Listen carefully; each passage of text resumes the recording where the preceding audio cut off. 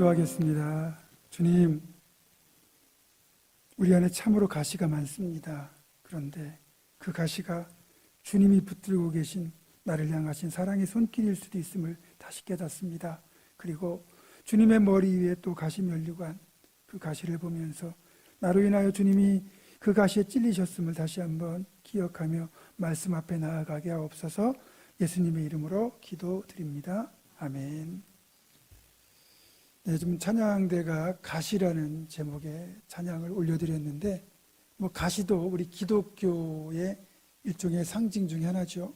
그러나 기독교에 여러 가지 상징이 있겠지만 가장 강력한 기독교의 상징, 예수님, 교회, 그럴 때 떠오르는 상징이 어떤 겁니까? 다는 십자가죠.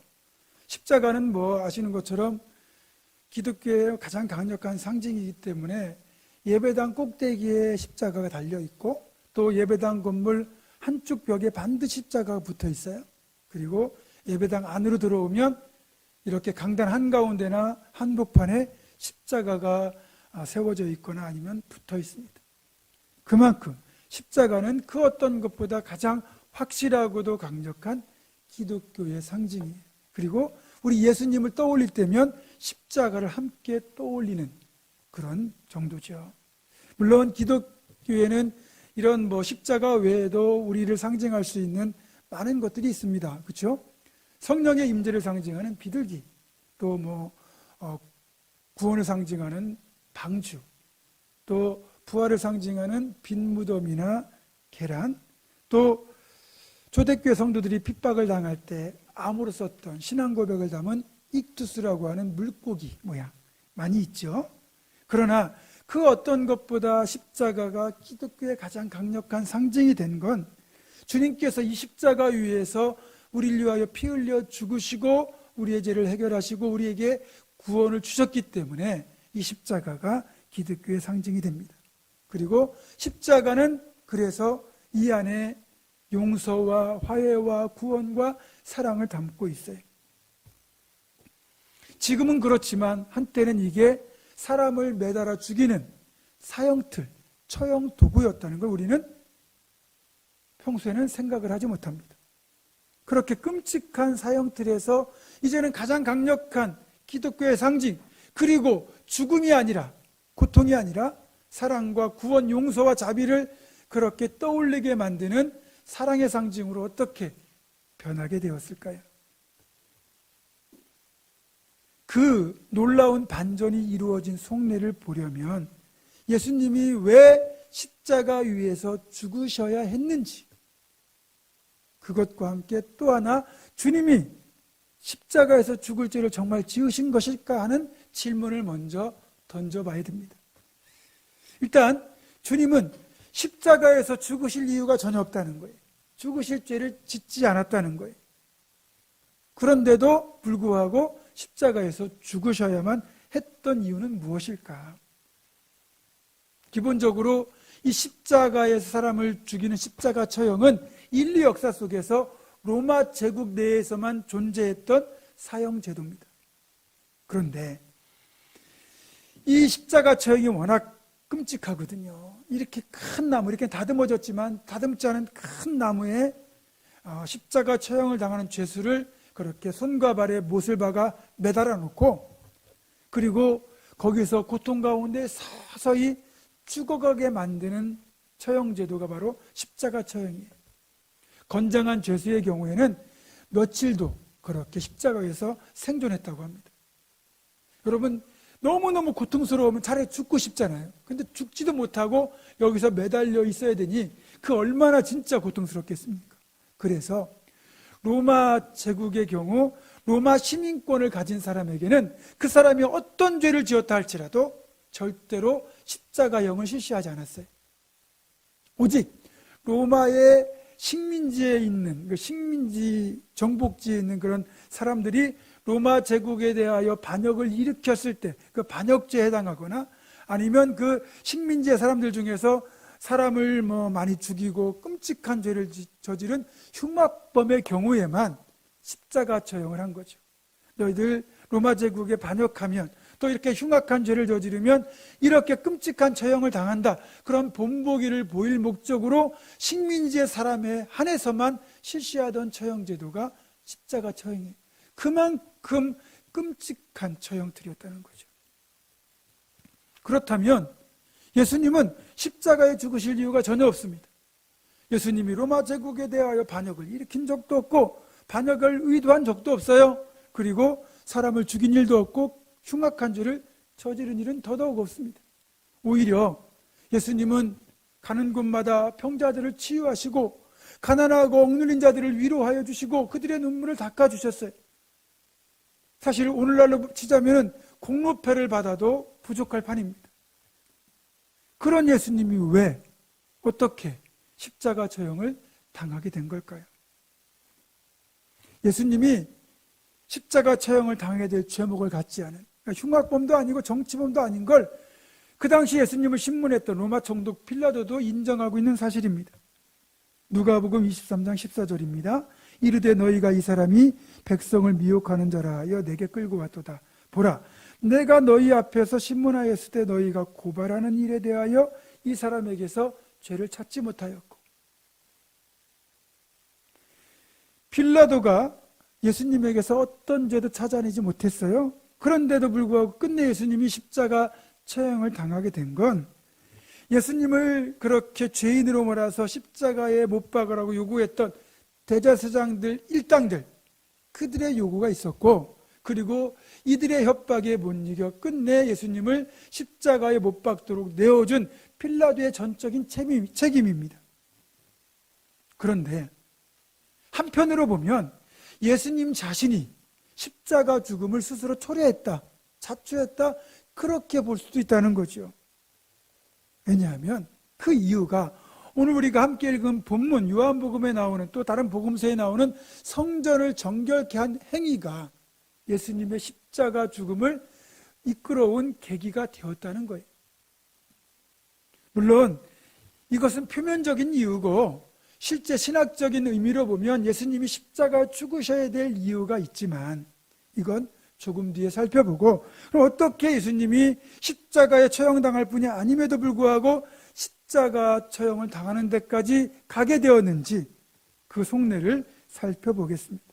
그러려면 예수님을 십자가에 못 박으려고 했던 이들이 누구인지를 먼저 봐야 됩니다.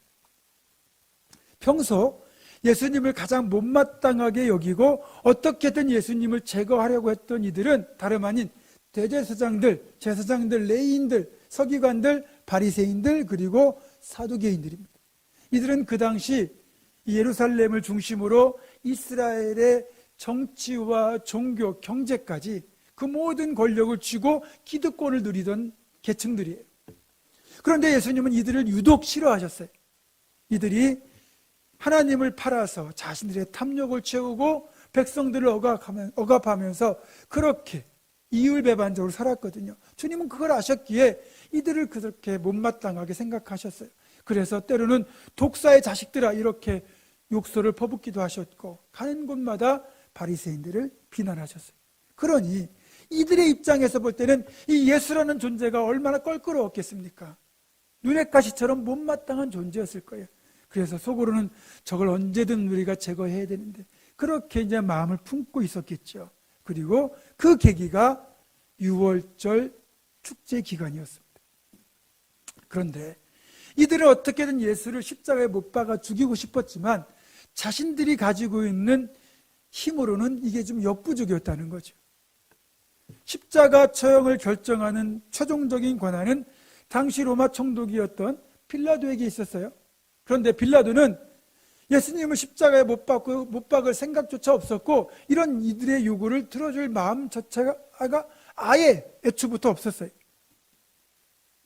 그래서 대제사장 일당이 예수님을 십자가에 못 박으라고 요구하지만 빌라도는 거절했거든요. 그런데 상황이 급반전됩니다. 여기에 일단의 무리들이 더 가세하면서 결국 빌라도는 밀란이 날까봐 대제사장 일당의 요구를 들어줄 수밖에 없게 되는데, 자, 그러면 기존에 이렇게 예수님을 반대했고 제거하려고 했던 이 대제사장 일당에 가세한 이 무리는 어디에서 왔을까요? 그 힌트가 바로 오늘 본문에 있습니다. 예수님이 성전을 정결하게 하실 때 그럼 이 행위를 가장 싫어하는 사람이 누구냐? 그 사람을 찾으면 되는 거죠.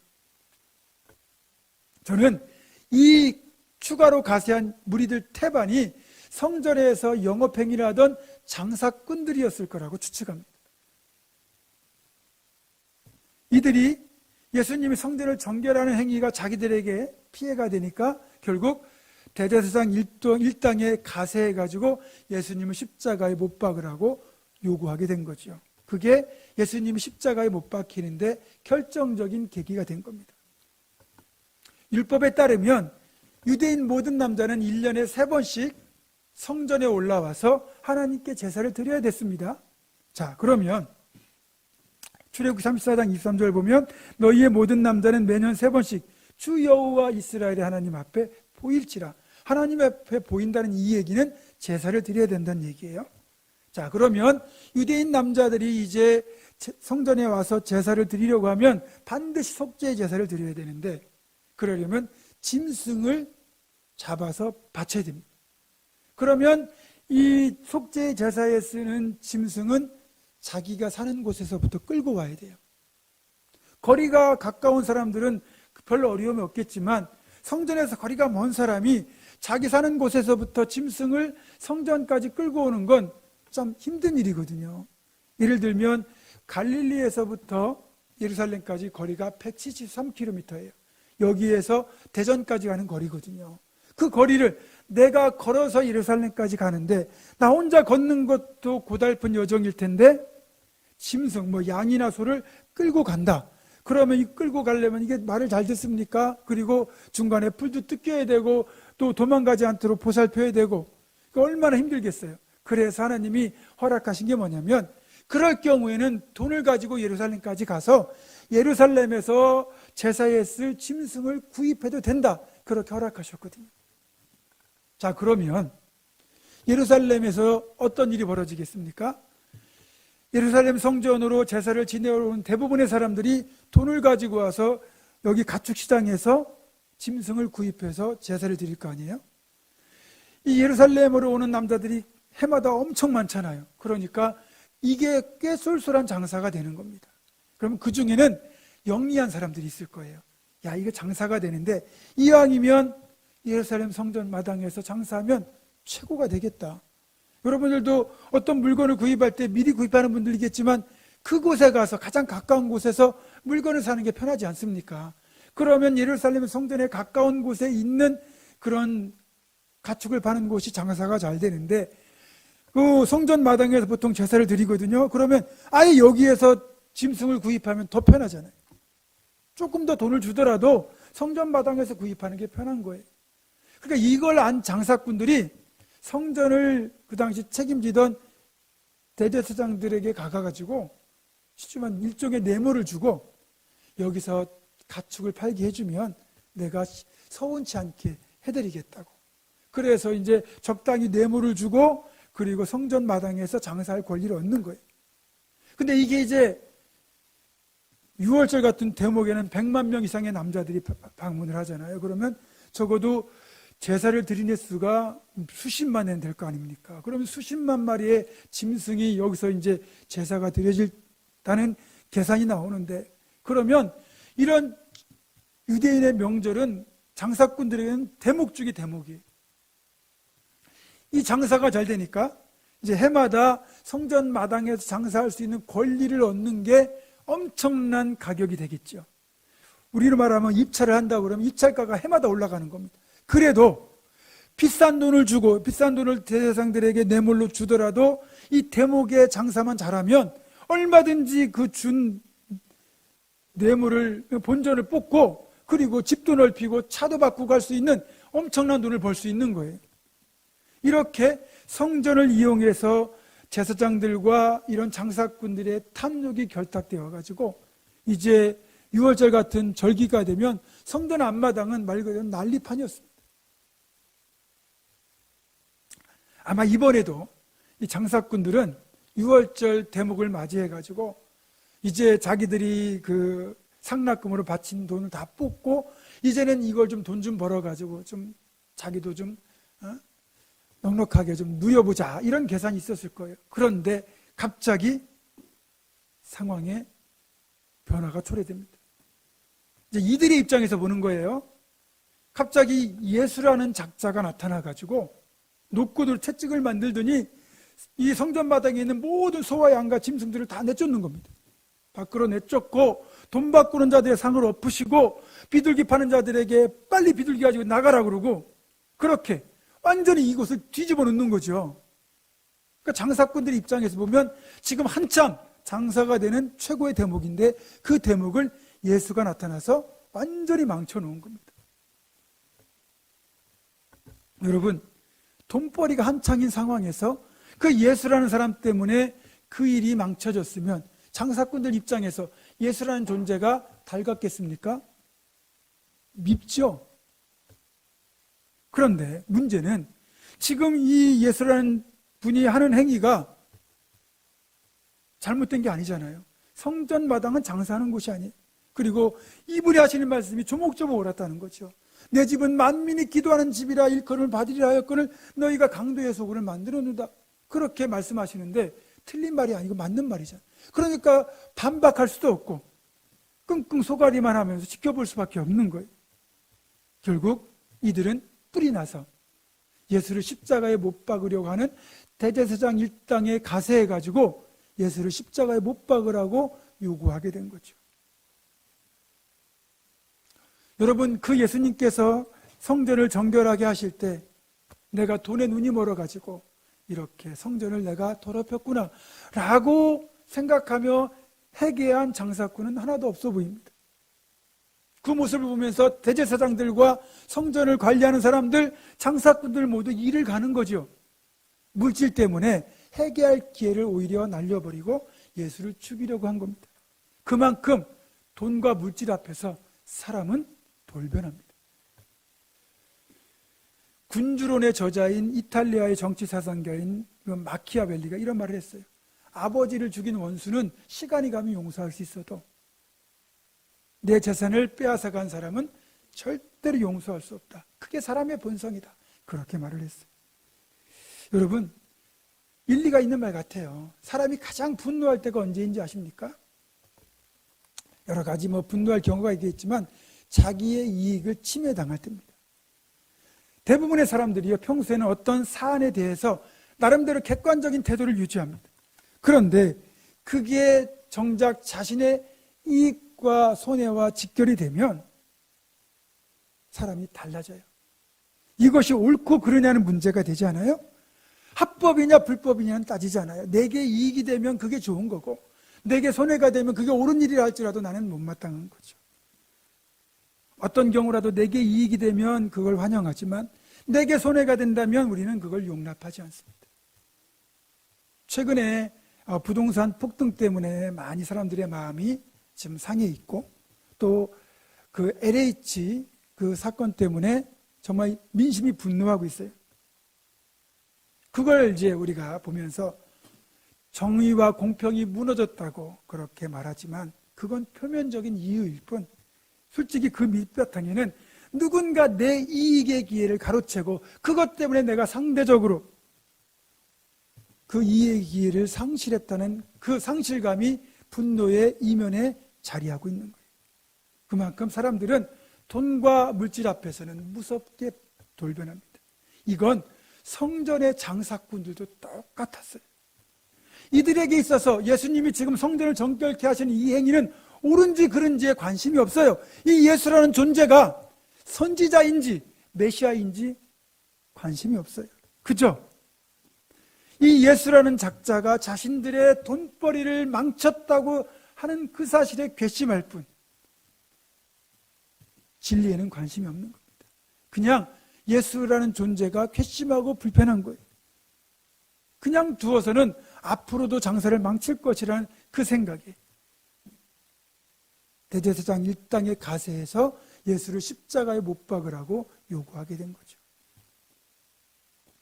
여러분, 우리는 어떻습니까? 우리는 돈과 물질 앞에서 정말 옳고 그름을 바르게 분별할 수 있습니까? 그리고 예수님이 그렇게 이 사람들의 반발을 불러올 것을 알면서도 성전을 정결하게 하셨는데 정작 내 심령의 성전은 지금 어떤 상태인지, 우리가 고난주간 주님의 고난에 동참하며 내 삶을 거룩하고 정결하게 지킨다고 애를 쓰고 있지만 여전히 이 속에는 우리도 탐욕으로 오염되어 있는 건 아닌지 한번 돌아보아야 할 겁니다.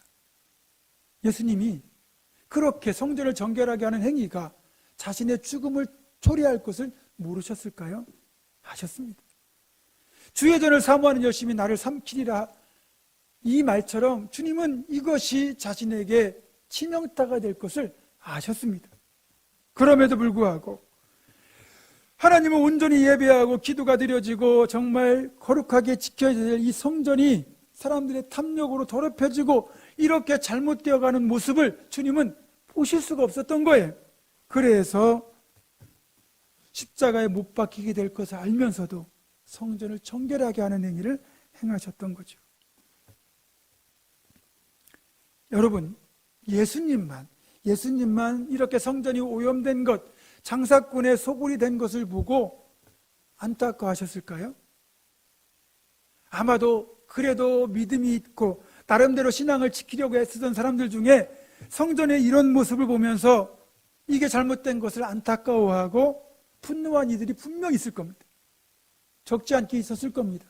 그런데도 불구하고 왜 그들이 예수님처럼 행동하지 못했을까요? 안타까움과 분노를 이렇게 표출하기에는 자신에게 돌아올 불리, 위험이 너무 클 것을 알고 있었기 때문에 선뜻 나서지 못한 겁니다. 어느 집에 쥐들이 살고 있는데 그 집에 사는 고양이 때문에 번번이 쥐들이 물려가서 죽곤 했습니다. 고양이 때문에 두려워 살 수가 없는 거예요. 그래서 쥐들이 모여서 대책회의를 열었습니다. 어떻게 하면 우리가 고양이의 위험으로부터 안전할 수 있을까?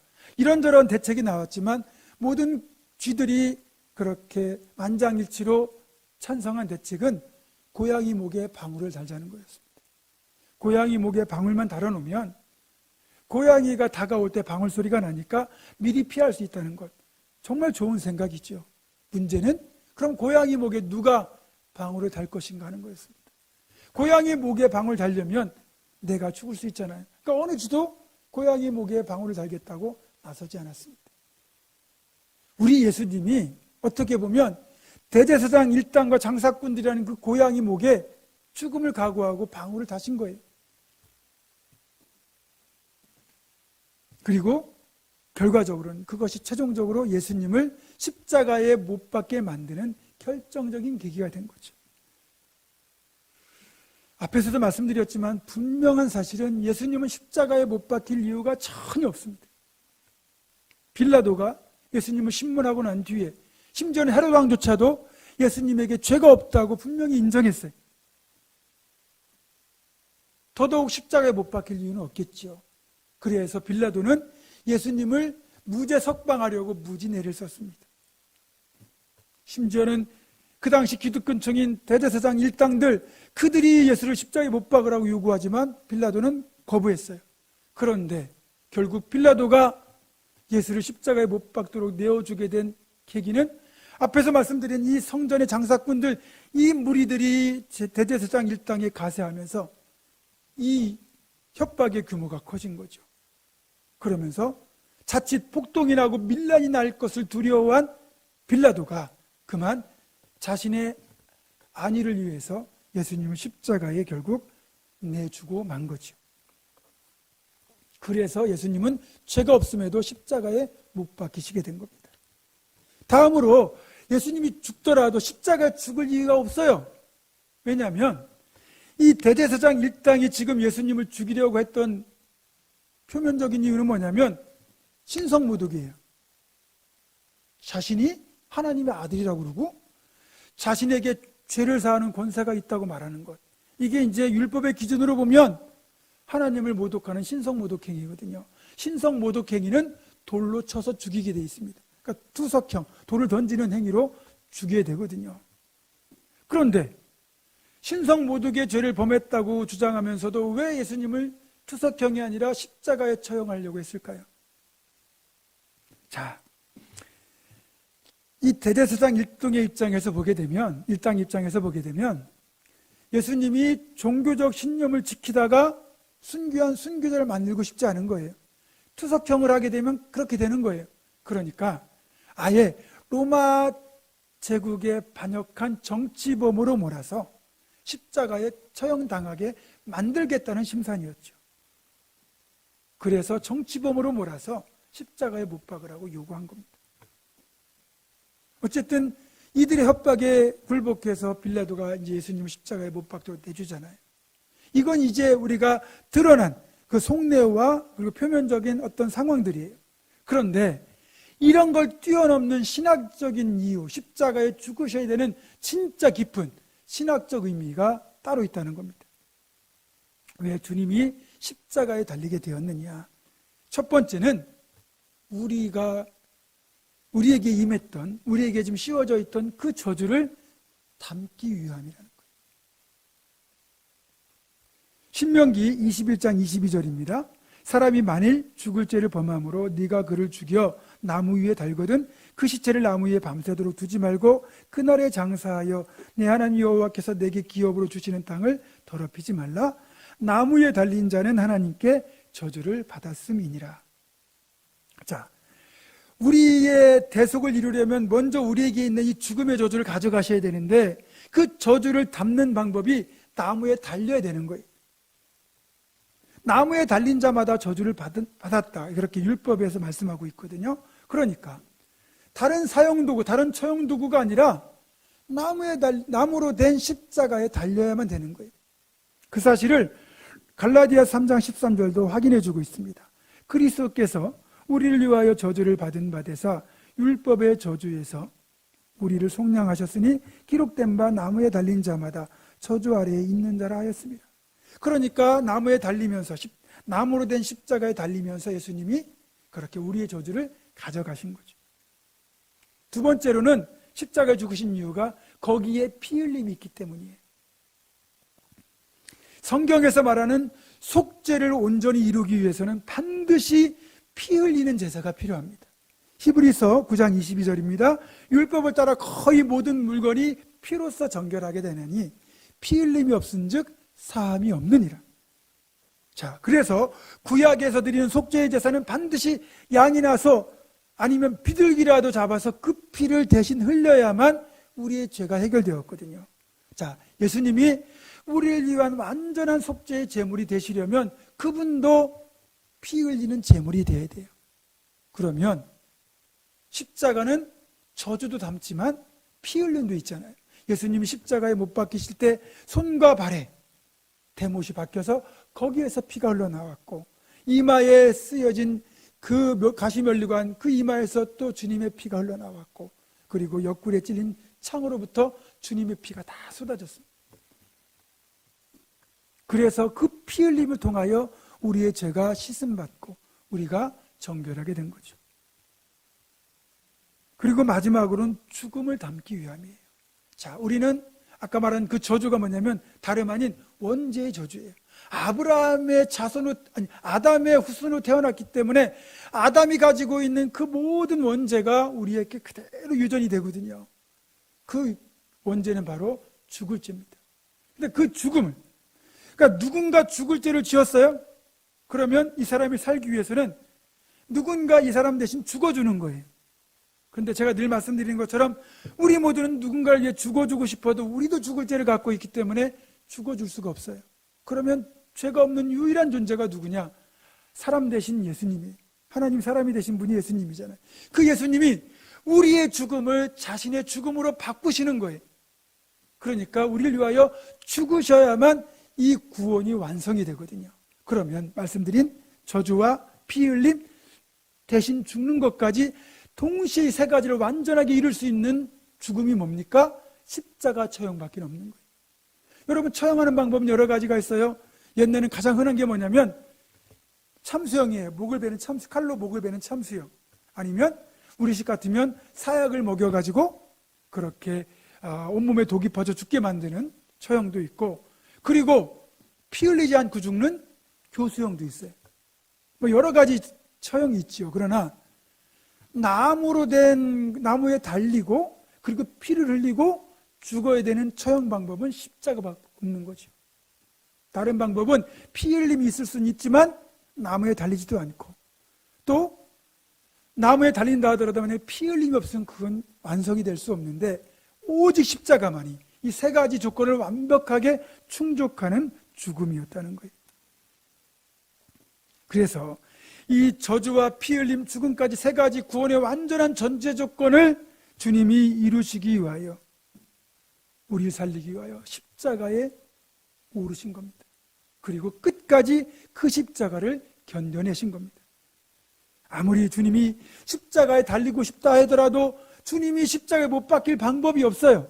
그런데 성전을 정결하는 행위가 결국 대제사장들과 그 일당들, 그리고 여기에 장사꾼들의 무리까지 가세하면서 결국 빌라도는 정치범으로 예수님을 십자가에 못 박도록 내어주었어요.